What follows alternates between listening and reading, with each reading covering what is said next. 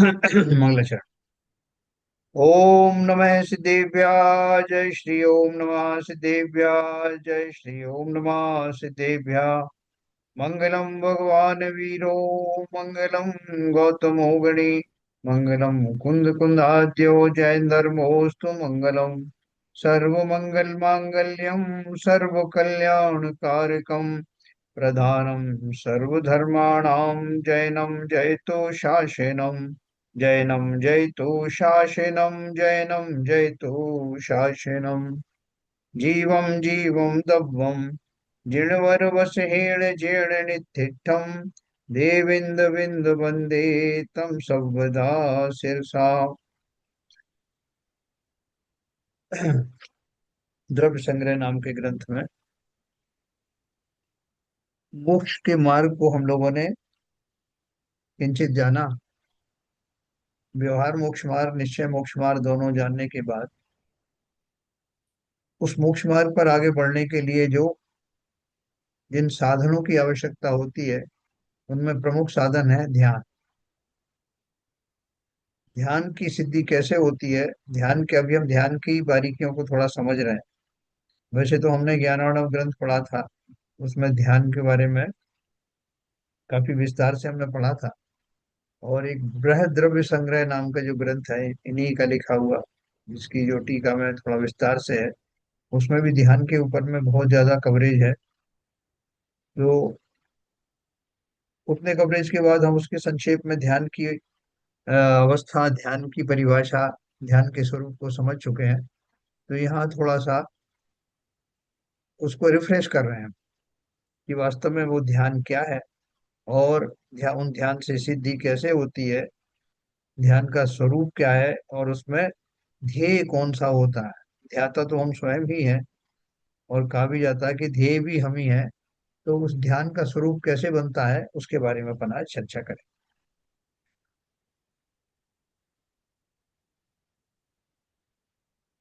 Sir, हाँ बोलिए। अब मैं इंटरप्ट कर रहा हूँ। हम्म।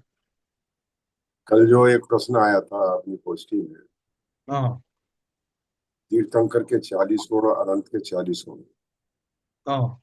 उसके बारे में कुछ स्पष्टता नहीं हो पाई। ये है ना, देखो जैन धर्म जानिए में शुरू शुरू में ही दिया हुआ है वो उन्होंने लिखा है अनंत के 46 गुण। लेकिन मैंने उसमें करेक्शन कर रखा है, उसमें तीर्थंकर मैंने डाल दिया ब्रैकेट में।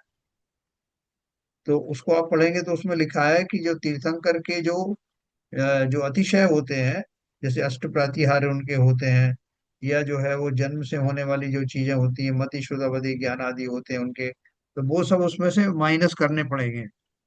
जो कल्याणक से संबंधित है वो चीजें उसमें से निकालनी पड़ेगी। वही मैंने ये अपना जैन धर्म जानिए खोल के रखा है। हाँ इसमें जो 34 अध्याय बताए हैं, हाँ जिसमें जन्म जन्मकालीन 10 अध्याय हैं, हाँ। केवल ज्ञान के समय 10 अध्याय होते हैं, करेक्ट। और देवव्रत 34 अध्याय, 14 अध्याय होते हैं। हाँ तो उसमें से आपको ये निकाल देना पड़ेगा, गर्भ का, जन्म का, ये अच्छे मतलब निकल जाएंगे। ये 34 अध्याय निकल जाएंगे तो हाँ वो अनंत के गुण हो जाएंगे। हाँ। अतिशय निकाल करके केवल ज्ञान के तो उनके भी अच्छे होते हैं वो। अच्छा। हाँ केवल ज्ञान के अतिशय उनके भी होते हैं, गंधकुटी का निर्माण होता है और वो सब होता है। लेकिन ये जो जन्म के और गर्भ के हैं वो निकल जाते हैं। देखो उसमें ही आपने आगे पढ़ा होगा कि जो जहाँ पर पांच पांच कल्याणक वाले नहीं होते अरिहंत, जैसे विदेश क्षेत्र वगैरह में है, तो दो कल्याणक हैं तो उनके वो करस्पॉन्डिंगली वो वाले गुण कम हो जाते हैं।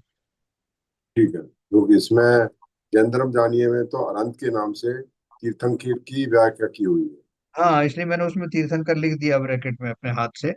अच्छा। तो वो उसको आप यथा योग्य उसमें करेक्शन करके पढ़ेंगे तो वो कोई वो नहीं आएगी। जहाँ देखो बात चक्कर ये है कि जब शास्त्रों में अपन पूजन वगैरह करते हैं तो पूजन जो है तीर्थंकरों की जाती है। तो वो जो पूजक है उसके भाव में वो जो अनंत के 46 गुण वगैरह वो सब वो उसी दृष्टि से बोलता चला जाता है। लेकिन वो उसमें जो अब जो अरहंत का देखेंगे, अच्छा मतलब वैलिड क्वेश्चन है वो। तो उसमें जो अरहंत है, अरहंत कौन है? केवली है। तो केवल ज्ञान वाले जितने गुण हैं वो सब उसमें जोड़ लेना, और बाकी जो बचपन से है, गर्भ से ले गर्भ जन्म आदि के जो है वो गुण वो उसमें से माइनस करते फिर वो तो एक हैं। और बात हो गई। अब आप जो हाँ पंच परमेष्टि है हाँ, तो मोस्टली अनंत को ही डिफाइन किया है। अनंत में किया है, हाँ, बिल्कुल। अनंत को ही डिफाइन किया है। हाँ, तो तो वो एक 46 गुण जो है वो एक्चुअली करेक्ट नहीं है। वो अतिशय वगैरह मिला करके उन्होंने 46 दी। मैं भी उसको और पढ़ने वाला था, मैंने भी करसरी नजर से देखा था कि वो और 46 उसमें और क्या ऐड हो सकते हैं। जिस तरह से साधु परमेष्ठी के 28 मूल गुण बताए हैं, 28 मूल गुण तो सभी के होते हैं, तो फिर उनके 36 वो कैसे हो गए, या उनके उपाध्याय के 25 कैसे हुए? तो वो 25 जो है 28 के साथ में ही होते हैं। वो 25 तो अलग है। वो 25 हाँ अलग है उपाध्याय हाँ, के। तो वो उसी बहुत तरह क्लियर से है। हाँ उसी आचार्य के 36 हो गए। वो भी क्लियर हाँ, डिफाइन किए हुए। तो उसी तरह से ये जब इनके इतने गुण हैं तो वो उसमें से माइनस करते जाओगे 46 में से, तो वो इनसे कम हो जाएंगे। नहीं, 40 में से 20 जो गर्भ के जन्म के अच्छे हैं वो कम होंगे। हाँ, तो तो कितने रह वो गए? 26 26 रह जाएंगे। तो फिर वो और भी कम हो गए ना, तो वो अपन को समझना पड़ेगा कि वो इनके इन एडिशन टू दिस बाकी के जो साधु के गुण है वो भी उनको होते हैं वहाँ, नहीं, है ना, क्योंकि वो भी साधु होते हैं ना उस टाइम तक, तो उसके पहले साधु ही होते हैं। अरंत बनने से पहले तक आखिरी तक 12वें गुण स्थान तक वो साधु ही होते हैं। किया। तो वो अपन देखेंगे उसमें उसमें क्या बारीकी है, मिल जाएगा उसको। शिल्पा जी, आपको कुछ है इसमें कहने जी, के लिए? मेरे को समझ नहीं आ रहा क्या बात चल रही है। बात ये चल हाँ रही है, कल जो गोष्ठी हुई थी हाँ। वहाँ एक प्रश्न आया था कि अनंत तीर्थंकर के 40 गुण होते हैं हाँ। और वो अनंत के भी लिखे हुए हैं। तो अनंत हम्म। के तो जन्म के समय और गर्भ के समय अतिशय होते नहीं है। जो केवल ज्ञानी होता है, केवल जो तीर्थंकर प्रकृति का बंध नहीं करता है, वो जो बोध चाहता है अनंत के रूप में, अनंत हम्म। बनता है, उसके बाद सिद्ध बनता है। तो अनंत के तीर्थंकर के जो 20 अक्षय होते हैं, गर्भ गर्भ के 10 और जन्म जन्म के 10, हाँ हाँ हाँ, वो बराबर। 46 में से घट जाएंगे तो 26 गुण रह जाएंगे। अच्छा, जबकि हाँ। आचार्य के गुण 36 होते हैं। तो इसमें इम्बैलेंस जो आ रहा है, तो 26 के अलावा और कौन से गुण हैं जो अनंत में जुड़ जाते हैं?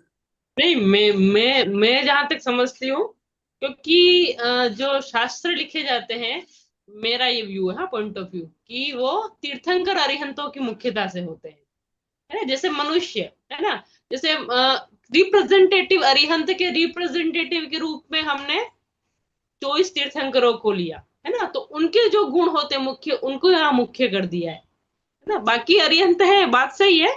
तो अपन शायदवाद है जिनागम, तो उस अपेक्षा से समझो, ये जो अरिहंत की बात चल रही है, तीर्थंकर अरिहंतों की अपेक्षा से 46 वही गुण वही होते हैं। वही मैंने समझाया नहीं, कि पर क्योंकि मैंने उसने मैंने दूसरा दूसरा पहलू दिया कि पंच परमेष्टि में जो अनंत आते हैं वो तो सभी केवल ज्ञानी आते हैं। क्या वो तीर्थंकर को रिप्रेजेंट करते हैं अकेले? नहीं, सभी सभी आते हैं। सभी आते हैं। तो अगर उन अनंत के गुणों को, उसमें से अगर पांचों परमेष्टि के गुणों की व्याख्या हुई है, हम्म। उसमें से नीचे से आप चलेंगे, साधु के 28 गुण होते हैं, उपाध्याय के 28 प्लस 25 होते हैं, आचार्य के आपके 36 गुण हो गए, और अनंत के फिर वो 46 गुण लिखे हैं, बताए हैं। तो वो अनंत को यहाँ पर अनंत की तरह अगर माना जाएगा तो वो तो गुण 26 रह जाएंगे। मुख्य गुण तो अरिहंतों के चार ही है, अनंत चतुष्टय, मुख्य रूप से अरिहंत के चार गुण ही वो तो क्या, हैं। देखिए हाँ, वैसे तो अनंत के अनंत गुण होते हैं, बराबर। ठीक है, और अनंत 4 गुण तो मुख्य हैं, जो भी अनंत शोक, अनंत वीर, अनंत जो भी दर्शन है, अनंत ज्ञान। तो ये तो 4 गुण तो मुख्य है, मगर जो 46 का जो आंकड़ा है उसको किस तरह से उस बुद्धि को सुलझाया जाए, बात वो केवल उतनी हो रही यदि ये बात करें तो ऐसा है कि जैसे जो 24 तीर्थंकर हैं वो तो अरहंत बनने के बाद में ही सिद्ध बने। ठीक है, और उनका समूह स्वर्ण वगैरह भी लगा, सब कुछ हुआ, और जिससे हमको मालूम है कि वो अरहंत थे काफी समय तक, फिर वो बाद में सिद्ध सलाह पे गए। और जो दूसरे जो भगवान है जो सिद्ध सीधे सिद्ध बने, तो वो अरहंत किस पीरियड के लिए रहे, कैसे रहे, तो वो आप भी उनका मतलब। उनका ही एग्जाम्पल ले लीजिए, जम्बू स्वामी का ले लीजिए, गौतम गद्दर का ले लीजिए। वो अनंत बन के वो सिद्ध बने नहीं, बाद में। सभी केवल ज्ञानी हुए, रामचंद्र जी हुए, जितने सभी भी केवल बलभद्र ज्ञानी हुए। हुए, चाहे अर्जुन को ले लीजिए, चाहे किसी को भी ले लीजिए। चलो, इसको मैं थोड़ा आपको स्टडी करके बताऊंगा सीरियल से। ठीक है, ठीक है, ठीक है। मैं इसलिए थोड़ा मैंने आपको समय दिया सबका। हाँ, मैं वो अभी स्वाध्याय से पहले देख रहा था बस। उसी टाइम पे आपको फोन भी आया था, तो अभी देखते हैं, उसको बाद में बताते हैं। चलो आगे चलते हैं अपन। तो हमारी बात चल रही थी कि ये जो हमने कल तीसरा नंबर का ही पढ़ा था गाथा, क्योंकि हम पढ़ रहे हैं कि ध्यान का क्या स्वरूप है और ध्यान क्यों करना चाहिए। तो ध्यान एक टूल में आता है, इसके ऊपर हमारी बातचीत चल रही थी कि विचित्र झाणप सिद्धि, ये गाथा में यह पद है, इसके दो अर्थ होते हैं। पहला एक अर्थ विचित्र होता है, जिसके अनुसार पिंडस्थ पदस्थादि नाना प्रकार के ध्यान, ऐसा अर्थ निकलता है। दूसरा अर्थ विगत, यानी नष्ट हो गया है चित्त, अर्थात मन के निमित्त से उत्पन्न होने वाले शुभ अशुभ विकल्पों का समूह, जिसमें ऐसा निर्विकल्प ध्यान ऐसा भी होता है। यहाँ दोनों अर्थ लागू होते हैं। तात्पर्य यह है, निज परमात्म स्वरूप की भावना से उत्पन्न होने वाले परमानंद, एक लक्षण धारक सुखामृत रस द्वारा उत्पन्न तथा उसमें लीन जो परम कला है, उसमें ही जीवो तुम स्थिर हो, कि जिससे मोह राग द्वेष उत्पन्न ना। तो कंक्लूजन क्या उन्होंने बोला है कि जिस ध्यान के द्वारा मोक्ष मार्ग प्रशस्त होता है, वो ध्यान कैसा होना चाहिए और कैसा होता है। तो उन्होंने कुल कंक्लूड करके एक ही चीज बताई कि उसमें क्या होना चाहिए। परमात्म स्वरूप की भावना से उत्पन्न होने वाले परमानंद, एक लक्षण धारक सुखामृत रस द्वारा उत्पन्न तथा उसमें लीन, जो ये थोड़ा सा अलंकारिक भाषा का प्रयोग किया है, लेकिन है क्या वास्तव में कि जिस क्षण जीव अपने अनंत गुणों से भरे हुए इस आत्म द्रव्य का संपूर्ण उपयोग के साथ चिंतन करता है। संपूर्ण उपयोग क्यों बोल दिया?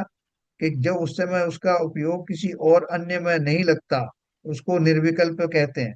एक ही विकल्प है, एक ही कल्प है। निर्विकल्प का अर्थ है उसको और कोई अल्टरनेटिव नहीं है।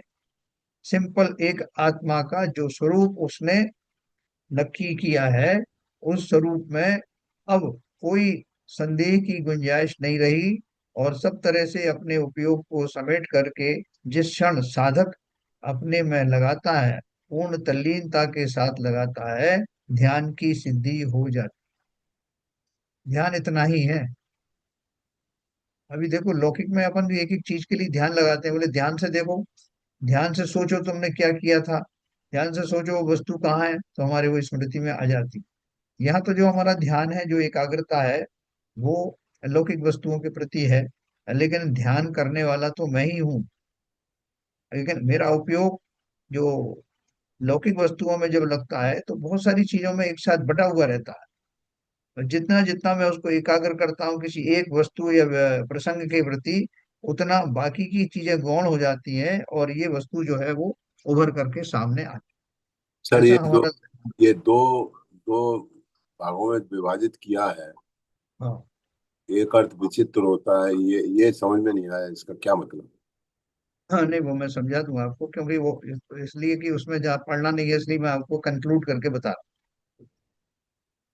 क्योंकि उसमें फिर जो आप उलझ जाओगे, तो उन्होंने क्या बोला देखो, आपने ये पढ़ा ना, पिंडस्थ पदस्थ आदि, आपने ये दो दो तरह के जो धर्म ध्यान पढ़े थे ना। हाँ,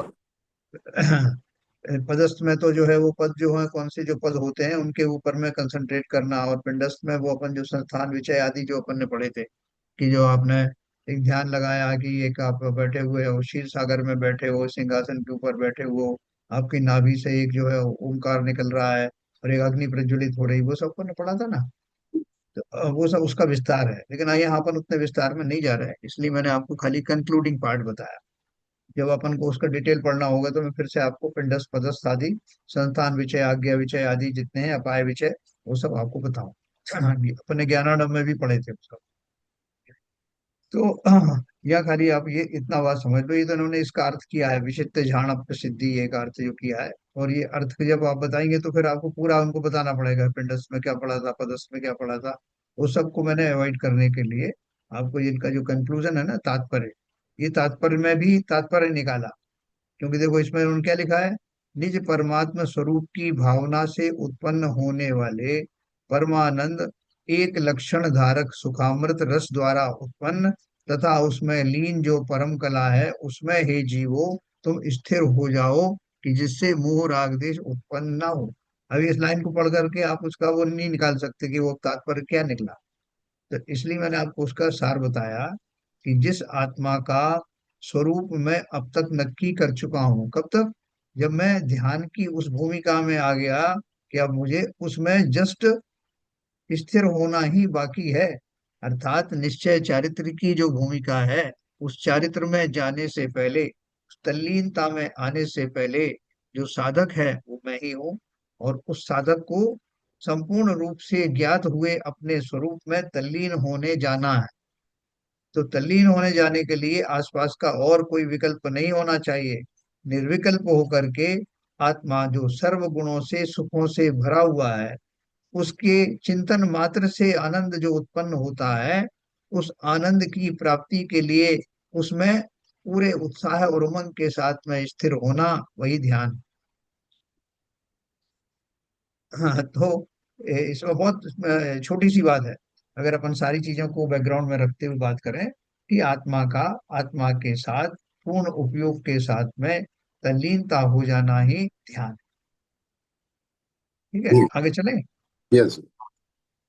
ध्यान करने योग्य मंत्र कौन से हैं? अपन ने ये जो जो जो पदस्थ की बात करी थी ना, पदस्थ वाला जो अपन ने धर्म ध्यान पढ़ा था, उसमें ये ध्यान करने के योग्य मंत्र भी उसमें अपन ने पढ़े थे, है ना। अनुस्कार वगैरह जो उसमें दिखाए थे, अनुस्वर वगैरह बहुत सारे जो थे, और जो पद बताए थे, वो पदों की थोड़ा संक्षेप में यहाँ चर्चा है।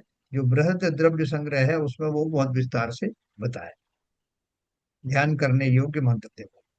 नमोकार मंत्र के ऊपर उसमें बहुत विस्तार से था कि उनको कैसे कैसे अपन जो है वो ध्यान सिद्ध करने के मंत्र हैं वो, मतलब कैसे आप उनको सिद्ध कर सकते हैं, उसकी पूरी टेक्निक अपन ने पढ़ी थी ज्ञानानंद ग्रंथ में। और ये इसमें भी ऐसे ही दिया हुआ है बृहद द्रव्य संग्रह में। तो अगर जरूरत होगी तो अपन उसको भी ले सकते हैं, या उसका स्पेसिफिक टॉपिक है वो अपन इसके लास्ट में पढ़ सकते हैं। ध्यान करने योग्य मंत्र कौन से हैं? पणतीस सोल छप्पय चतुदुग मेघम च जवह जाने, परमेठि वाचयाणम अन्नम च गुरुवस एसे। परमेष्टि वाचक एक दो छह चार सोलह पांच अर, 35 अक्षर जपो नित और अन्य गुरु उपदेश से। क्या बोला है? ये अपन ने उसमें पढ़ा था ज्ञानानंद ग्रंथ में। परमेष्टि वाचक, परमेष्टि वाचयाणम यानी परमेष्टि वाचक, 35 यानी 35, सोल यानी 16, छप यानी 6, पय यानी 5, चतु यानी 4, दुगम यानी 2, एगम यानी 1, और गुरु बस एण यानी गुरु के उपदेश द्वारा अन्य मंत्र भी जपो और उनका ध्यान करो। देखो ये अपन ने ये जो पदस्थ ध्यान के बारे में जो पढ़ा था, तो बहुत विस्तार से इन मंत्रों के बारे में पढ़ा था। और आप वो इसके ग्रंथ के समाप्ति के बाद में मैं चाहूंगा कि वो ध्यान के बारे में एक बार अपन वो दूसरे ग्रंथ में से पढ़े, इसमें बृहद द्रव्य संग्रह भी शामिल। उसमें से पढ़ोगे तो आपको फिर से वो याद आ जाएगा, और आपकी ऐसी इच्छा होने लगेगी कि मैं भी इन मंत्र का साधक क्यों ना बन जाऊं। और ये मंत्र जो है कोई आपको लौकिक सामग्री प्राप्त करने के लिए नहीं है, ये आपकी मन की स्थिरता ला करके और आत्मा के स्वरूप में स्थिरता प्रदान करते हैं। तो उनको विधि पूर्वक किया जाता है, तो ये विधि हुई उसमें बताई हुई। क्या बोल रहे हैं देखो, भावार्थ में, ध्यान करते समय परमेष्ठी वाचक मंत्रों का अथवा गुरुओं की आज्ञा से सिद्ध चक्र आदि मंत्रों का जाप करना चाहिए। जीव जब स्वरूप में स्थिर नहीं रह सकता, तब उसे ऐसा व्यवहार ध्यान होता है। अभी ये जो जो ध्यान है, ये कितना उच्च कोटि का है। आप बोलोगे साहब हमको क्यों बता रहे हो यार? हमारा तो अभी ये लेवल आया नहीं कि जहाँ निश्चय ध्यान ध्यान हो रहा है। उस निश्चय ध्यान की आप बात कर रहे हो, तो यहाँ तो सम्यक दर्शन ही नहीं हुआ है, तो निश्चय ध्यान कहाँ से हो जाए। और आप हमको ये बड़ी बड़ी बातें बता रहे हो। और वो जो व्यक्ति इस लायक होता है उसको तो उपदेश देने की जरूरत ही नहीं, वो उपदेश आप हमको दे रहे हो। तो ये कंट्रोवर्सी कैसे रिजॉल्व करेंगे, ये बताओ जरा, किसी को समझ में आया हो तो। इतनी ऊंची बात कर रहे हैं और हमसे क्यों कर रहे हैं भाई। ध्यान करते समय परमेष्टि वाचक मंत्रों का अथवा गुरुओं की आज्ञा से सिद्ध चक्र आदि मंत्रों का जाप करना चाहिए। अब तो पढ़ लेते हैं, सिद्ध चक्र मंडल विधान हुआ तो यहाँ से मंडल बांध दिया मांडना और पढ़ लिए। तो ये हमको अलग से एड्रेस क्यों कर रहे हैं। जीव जब स्वरूप में स्थिर नहीं रह सकता तब उसे ऐसा व्यवहार ध्यान होता है। वो ये जो मंत्रों का स्मरण है, इनकी सिद्धि करना है, इनका उच्चारण करना है, विधिवत पालन करना है, ये सब व्यवहार ध्यान है। इतनी ऊंची भूमिका में जाकर के व्यवहार ध्यान है, तो निश्चय ध्यान कैसा होगा। बताओ सब लोग अपने अपने मत से कि अगर ये व्यवहार ध्यान है, इतने मुश्किल मुश्किल मंत्रों को की साधना करना, उनका उच्चारण करना, स्थिर रहना, ऐसी कल्पनाएं करना, ये सब व्यवहार ध्यान है, तो निश्चय ध्यान क्या होता हुआ बताओ। नहीं, निश्चय ध्यान तो देखिए, पहली चीज तो यह है, जहाँ जहाँ हम निश्चय की बात करते हैं, मैं उस जीव को स्व और स्वपर का भेद विज्ञान होना चाहिए। जब स्वपर का भेद विज्ञान होगा तो जो भी ज्ञान अर्जित होगा वो सम्यक ज्ञान होगा। और ये चारित्र की अवस्था है, जब वो ध्यान में ध्यानस्थ होकर अपने बाकी विकल्पों को छोड़कर अपने उपयोग को केंद्रित करके अपने स्व में विचलित होने के लिए प्रयास करता है, तो उस ध्यान की बात निश्चय ध्यान वाली बात होती है। जहाँ तक ये व्यवहार ध्यान की बात है, इसमें कोई भी जीव इन मंत्रों में अपने उपयोग को केंद्रित करके और उस समय अपने उस ध्यान में रहता है, तो उस समय वो राग द्वेष से तो दूर ही रहता है।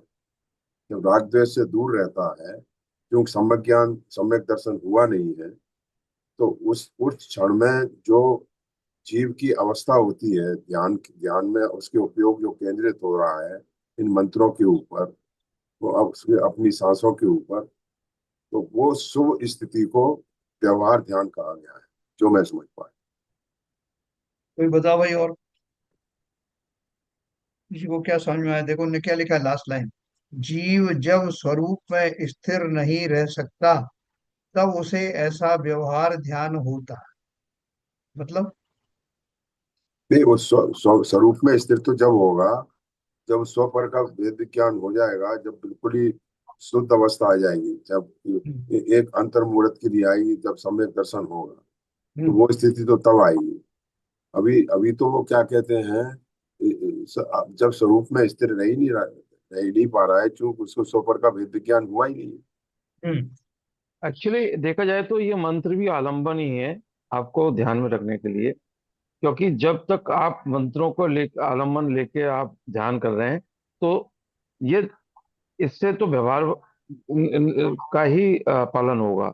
निश्चय का हम्म, पालन तो जब होगा जब आप अपनी आत्मा में स्वयं लीन हो जाओगे, जिसमें कुछ भी किसी पे भी आलंबन नहीं होगा।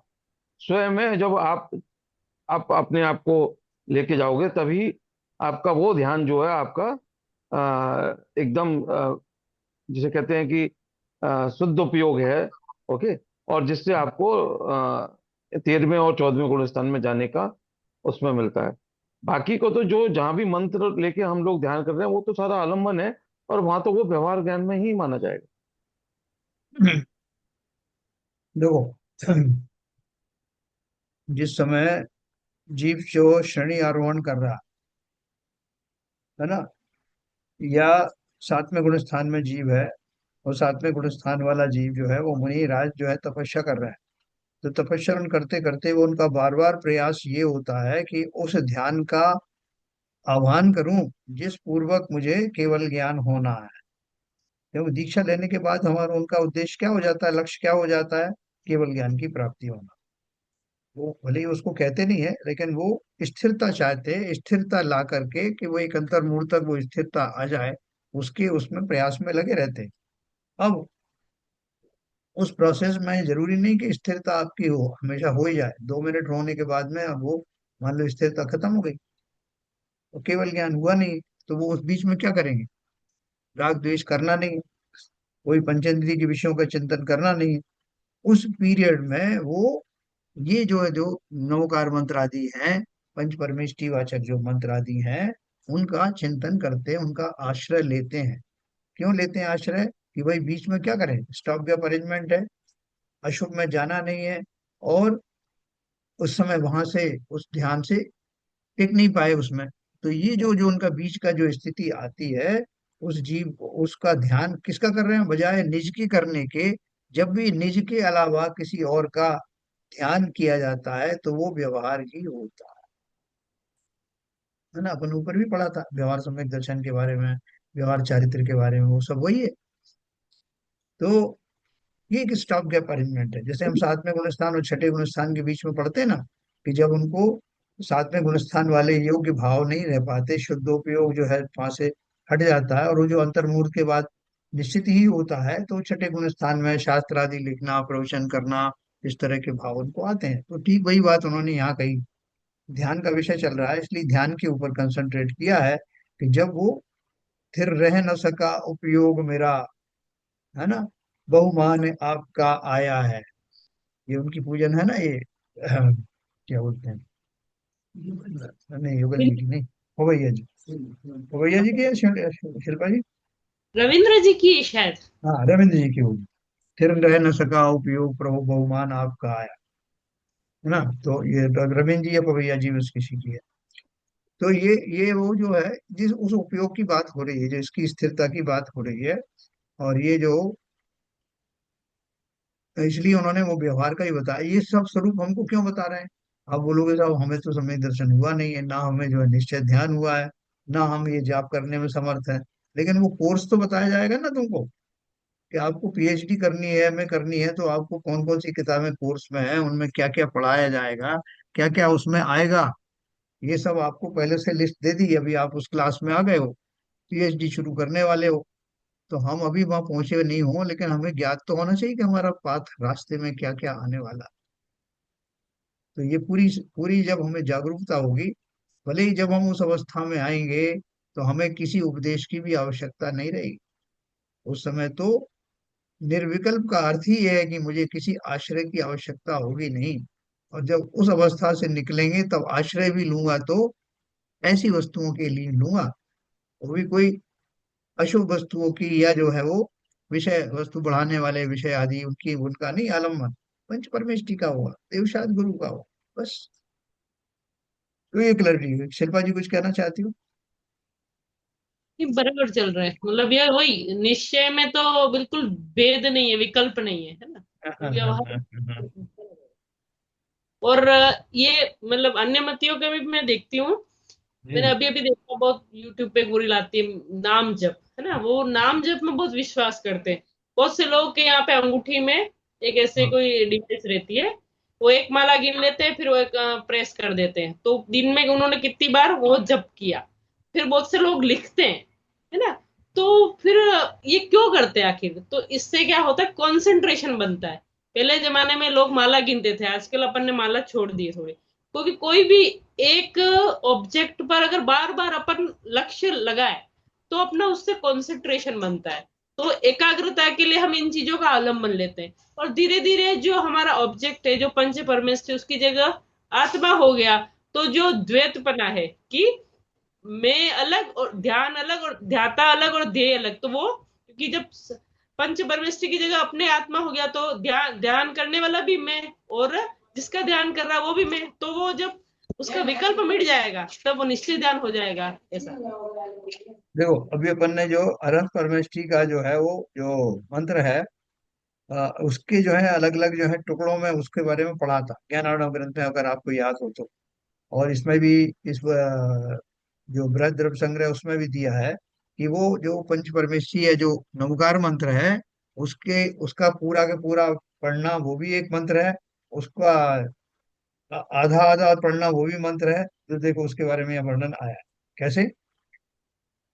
नट्ठ चडु घाई कम्मो दंसन सुहाणान वीरय मयो सुह देहत्थो अप्पा शुद्धो हरिहो विचिंति जो। नाश कर चरु घाति दर्शन, ज्ञान सुख अर वीर्यमय, शुभ देह थित अरहंत जिनका, नित्य प्रति चिंतन करो। देखो नीचे दिया है ध्यान करने योग्य मंत्र क्या क्या। 35 अक्षरों का मंत्र तो पूरा हो गया, नमो अनंताणम नमो सिद्धाणम, है ना, ये सारे पद हो गए। फिर 16 अक्षरों का मंत्र, अरहंत सिद्ध आयरिश आयरी उपज्जाय साहू, ये हो गया 16 अक्षरों का। 6 अक्षरों का मंत्र, अरहंत सिद्ध अरहंत सिद्ध अरहंत सिसा, ओम नमः सिद्धेभ्य नमो अरहत सिद्धेभ्य। ऐसे 6 अक्षरों वाले जो है इन्होंने इस तरह के उसमें किए हैं अलग अलग, मतलब ये कर लो आप, अरहंत सिद्ध कर लो यार, और क्या है, अरिहंत दिया और अरहंत दिया, है ना। तो ऐसे इन्होंने कर करके 6 अक्षरों वाले बना दिया। 5 अक्षरों वाले में असिया उषा, ये कर दिया जिसमें लिखा ना प्रथम अक्षर। 4 अक्षरों का मंत्र है तो अरहंत असिया साहू अरिहंत, ये चार वाला हो गया। 2 अक्षरों का मंत्र सिद्ध या आ या ओम या ह्रीम। 1 अक्षर का मंत्र आ और ओम, है ना, ये हो गया। अब किस प्रकार बनता है ये, उसका उन्होंने विवरण दिया, ओम किस प्रकार बनता सर है ओम सर में। सर, ये हाँ 4 अक्षरों का मंत्र है, हाँ उसमें लिखा हुआ है अरहंत, असिया, असी साहू, हाँ। अरहंत, ये 4 कैसे हो गए? मेरे ख्याल से उन्होंने वो मात्राओं को नहीं जोड़ा है। अभी अरहंत में ना को नहीं जोड़ा, आधा है ना, अरहंत में ना आधा है इसलिए उसको नहीं लिया, आ रा हा और ता, ऐसा कुछ होगा तभी उन्होंने लिखा है उसको। असी साहू, इसमें मात्रा नहीं लिया, 1 2 3 4। अरिहंत में तो है ही 1 2 3, उसमें भी ना नहीं लिया है। क्या सही है ना शिल्पा जी? हाँ बराबर, ये सही है। हाँ, तो वो ऐसे ही उसी हिसाब से जोड़ा है उन्होंने। तो ये 4 मंत्रों के तीन तीन मंत्र दिए हैं, इसका मतलब 4 अक्षर के 3 मंत्र बताए। तीन अलग अलग से हैं। तीन अलग हम्म। अलग है। अब अरहंत बोलो, अरिहंत बोलो, असी साहू बोलो, ये तीनों अलग अलग। अच्छा अच्छा, ओके। फिर ओम किस प्रकार बनता है, देखो उन्होंने बोला ओम, आपने देखा होगा ना बड़े बड़े फोटो में आपको ओम दिखाते हैं, श्री दिखाते हैं कहीं, जो उनको 24 तीर्थंकरों की उसमें स्थापना कर देते हैं। तो वो उन्होंने बताया कि ओम शब्द कैसे बनता है। अरहंता असरीरा आयरिया तय उपझाया मुनिनो, पण मक्खर मक्खरणी अपणो, ओमकारो पंच परमेष्ठी। अर्थ है 5 परमेष्ठियों के प्रथम अक्षर की संधि करने से ओम बनता है। ठीक है ना, ये आओ करके और माँ बना दिया हमने, ओम बना दिया। जो नीचे बताया गया है, पहला अरिहंत का आ, अशरीरी का अ, आचार्य का बड़ा आ, उपाध्याय का उ, और मुनि का यानी सर्व साधु का म, ये सब मिला करके ओम हो गया, है ना। छोटा आ बड़ा आ, दोनों छोटे आ, और फिर बड़ा आ, और उस फिर उपाध्याय का उ, ये सब मिला के जब उच्चारण करते तो ओम करके वो ध्वनि आती, इसलिए वो ओम में। और देखो सारे हिंदू वर्ग जो है ओम को मानते हैं, सभी जगह इस ओम का बोलचाल है, इवन स्वास्तिक का भी जो है प्रचलन सब जगह है। तो ओम बहुत बड़ी चीज है, ओम की सिद्धि में, मतलब आपका टाइम नहीं होता बोलते हैं ओम का जाप दे लो, क्योंकि हमें उसका रहस्य भी मालूम होना चाहिए कि ओम में पंच परमेष्टि छुपा हुआ है। अन्वयार्थ है, जिनने 4 प्रकार के नठ चतुघाई कम्मो, जिनने 4 प्रकार के घाती कर्मों का नाश किया है। दंशन सुहाणान वीर वीरमयो, जो अनंत दर्शन सुख ज्ञान और वीर सहित हैं। सुह देहत्थो सप्त धातु रहित परम औदारिक शरीर में स्थित हैं। 18 दोष 18 दोष रहित हैं और शुद्ध ज्ञानादि सहित हैं। हरिहो अप्पा, वे आत्मा अरहंत परमात्मा है, और वे विंचित जो यानी ध्यान करने योग्य है। क्या कौन है ध्यान करने योग्य, उनका पूरा क्वालिफिकेशन बता दिया कि जिन्होंने 4 प्रकार के घातिया कर्मों का नाश कर दिया। ठीक है, नीचे दिया है देखो, ज्ञानावरण दर्शनावरण मोहिनी और अंतराय, यह 4 घातिया कर्म है। इन्हें नष्ट करने वाले अनंत दर्शन, अनंत ज्ञान, अनंत सुख और अनंत वीर्य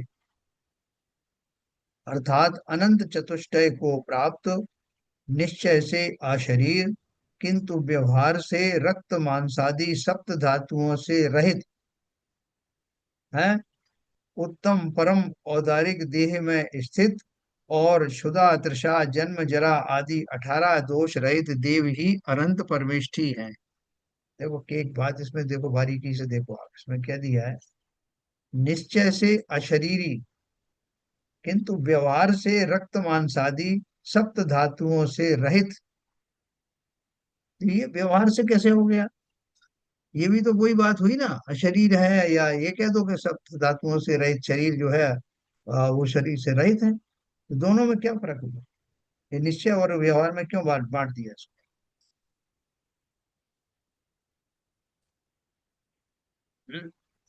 तो बहुत बारीक बात है देखो। देखो मैं बताता हूँ। जो आत्मा है वो तो सदाकाल अशरीरी ही है। निश्चय से ये उसका गुण है, काय का शरीर।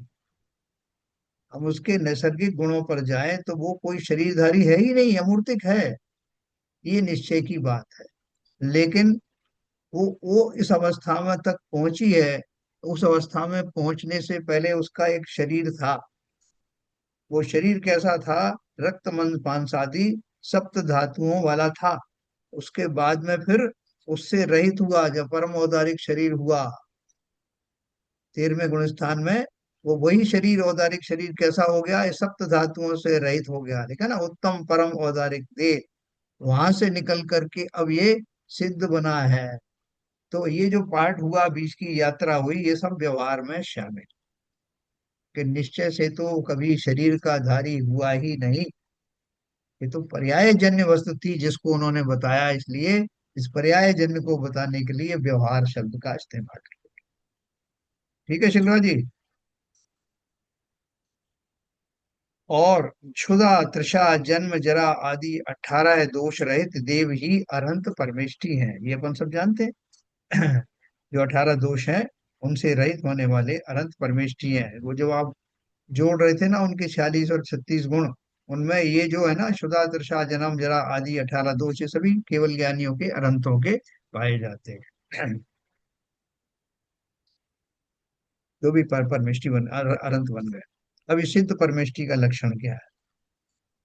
नट्ठ कम देहो लोया लोयस्य जानो दट्ठा पुरुषा यारो अप्पा सिद्धो छाये छाए लोय सिहरथो लोकाग्र लोकाग्रथित निर्देह लोका लोक ज्ञायक आत्मा अठकर्म नाशक सिद्ध प्रभु का ध्यान तुम नित ही करो।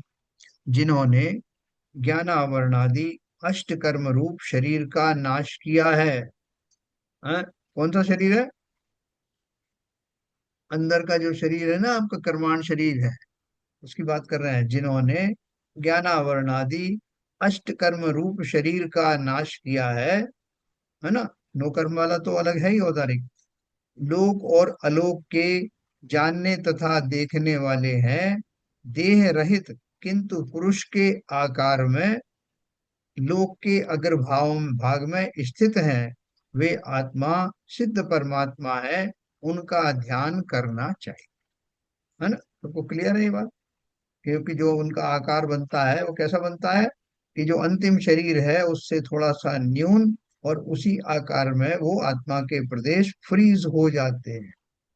तो वो ऐसा आकार उनका, ऐसा 3 डायमेंशनल आकार तो नहीं होता जैसा कि ये भौगोलिक होता है, लेकिन वो जो उनके प्रदेश हैं वो उसी शेप में स्थिर हो जाते हैं। तो इसलिए उन्होंने बोला वे आत्मा सिद्ध परमात्मा है, लोक के अग्रभाग में स्थित है। और ऊपर से आकार क्या बताया उनको? पुरुष के आकार में, है ना।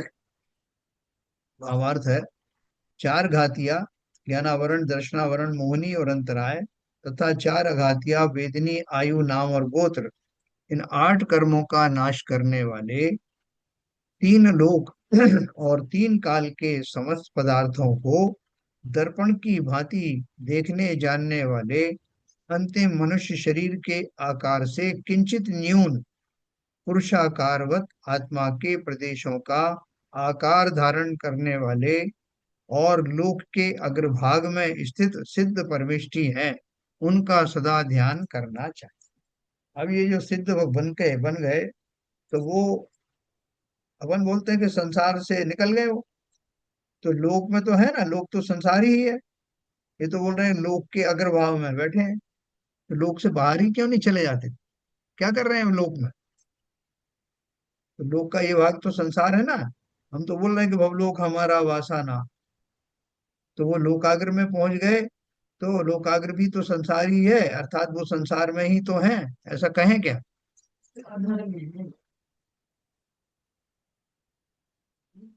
संसार की परिभाषा क्या के अंदर है? संसार नहीं है, हाँ? आत्मा के प्रदेशों में प्रवेश नहीं है तो संसार नहीं है। ये संसार खाली वो फिजिकल बाउंड्री की बात नहीं है। संसार पना चला गया कि लोक का अंतिम भाग जो है, जहाँ वात वलय वगैरह है, वहां जा करके स्थित हो गए। उसके आगे धर्म द्रव्य नहीं, अलोक आकाश में जाते नहीं, लोक आकाश में ही है, लेकिन किस भूमिका में है, या आपसे कुछ लेना देना नहीं। यहाँ से जैसे किसी को लगता है ना कि यार मैं कहाँ उलझन में फंस गया, तो वो यहाँ से अगर उड़ने की ताकत है तो उड़ जाएगा, जिसकी जितनी ताकत है उतना ऊपर उड़ जाएगा। और मुझे तो भैया ये देखना ही नहीं चाहिए, तो और ऊपर उड़ गया, सरवार सिद्धि में जाके बैठ गया। बोले सरवार सिद्धि में भी नहीं, मुझे तो अजर अमर होना है, जहाँ से मुझे कहीं हिलना ना पड़े। तो सरवार सिद्धि की भी आपकी एक आयु है ना निश्चित, उसके बाद कहाँ जाओ? तो लोकाग्र में जाके विराजमान हुए, उससे पहले उनका संसार उसके पहले ही समाप्त हो गया। वहां मोक्ष तो तभी हो गया उनका जब वो अनंत बने, और अब ये द्रव्य मोक्ष भी हो गया, और वो उस स्थान पर पहुंच गए। का कैसा जो है शेप होता है वो बता दिया, कैसा अंतिम उसमें जाकर के उनका कौन कौन से गुणों का जो है प्रमुखता से उजागर हो गए, अनंत चतुष्टय आदि की बात करते हैं ना। तो ये सब अपन को समझना है। अब उनका कोई नाम नहीं रहा, उनकी शरीर नहीं रहा, उनके कोई वेदन करने की कोई बात रही नहीं। लिखा ना, ज्ञान आवरण, दर्शन आवरण, मोहिनी, अंतराय तथा चार अघातिया, इन आठ कर्मों का नाश करने वाले, तीन लोक और तीन काल के समस्त पदार्थों को दर्पण की भांति देखने जानने वाले हैं, उन्होंने इन कर्मों का नाश किया क्या? फिजिकली हथौड़ा वथौड़ा लेके आए, उनका नाश किया है? ये कथन हमारा उपचार से कथन कहा जाता है ना। नाश करने का अर्थ क्या है?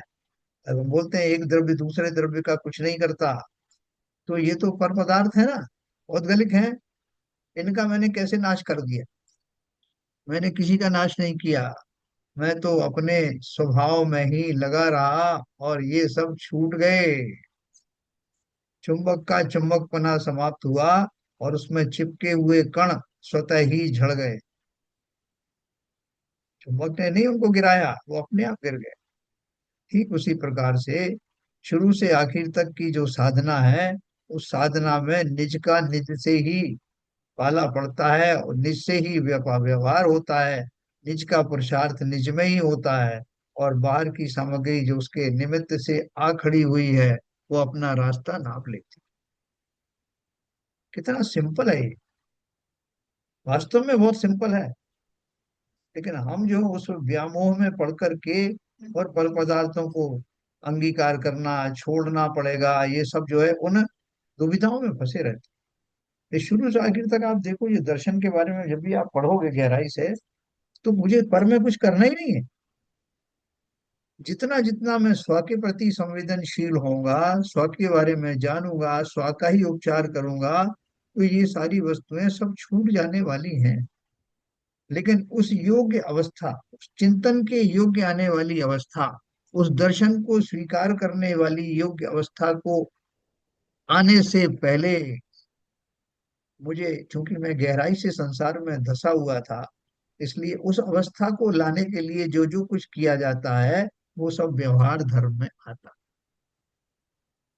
इसलिए मुझे इसमें से होके गुजरना पड़ा, वरना तो कोई जरूरत थी नहीं।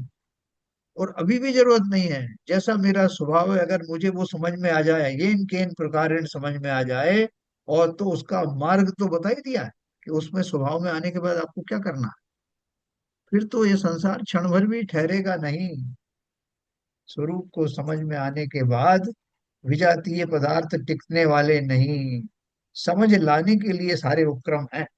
मैं सारे व्रत उपवास नियम आदि इसीलिए करता हूँ। मैं दान पुण्य मंदिर आदि जाना ये सब प्रक्रियाएं क्यों करता हूँ? मैं अपनी उस अवस्था में आना चाहता हूँ जिसमें मुझे अपने स्वभाव का भान हो, मुझे ज्ञात हो कि मैं क्या हूँ। मात्र उस तक लेवल तक लाने के सब उपक्रम है। मैं तो जैसा हूँ वैसा ही हूँ, हमेशा से अनंत गुणों की खान हूँ, उसका कुछ कभी बिगड़ा नहीं।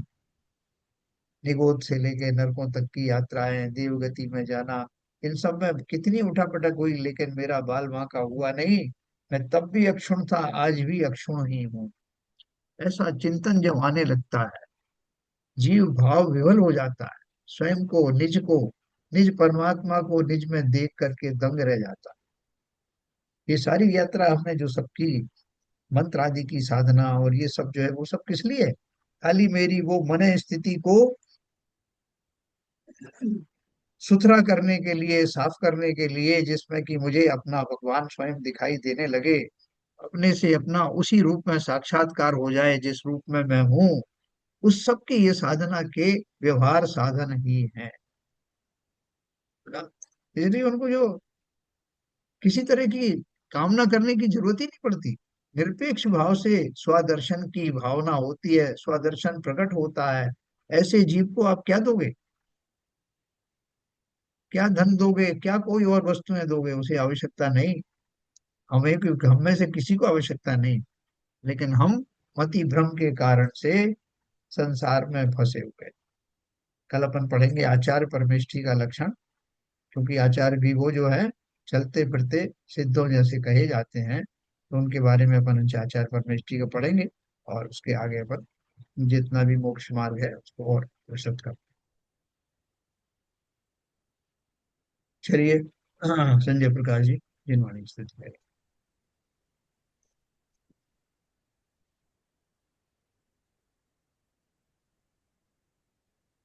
जिनवाणी माता दर्शन की बलिहारियां, जिनवाणी माता दर्शन की बलिहारियां। प्रथम देव अरिहंत मनाऊं, गढ़धर जी को ध्याऊं। कुंद कुंद आचार्य हमारे, तिनको शीस नवाऊं रे।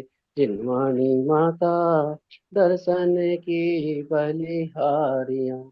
योनि लाख 84 माही, घोर महादुख पायो। ऐसी महिमा सुनकर माता, शरण तुम्हारी आयो रे। जिनवाणी माता दर्शन की बलिहारिया। जाने था को शरणो लीनो, अष्ट कर्म क्षय कीनो। जन्म मरण मिटा के माता, मोक्ष महापद दीनो रे। जिनवाणी माता दर्शन की बलिहारियां। ठाड़े श्रावक अरज करत हैं, जिनवाणी माता। द्वादशांग 14 पूरब का, कर दो हमको ज्ञाता रे।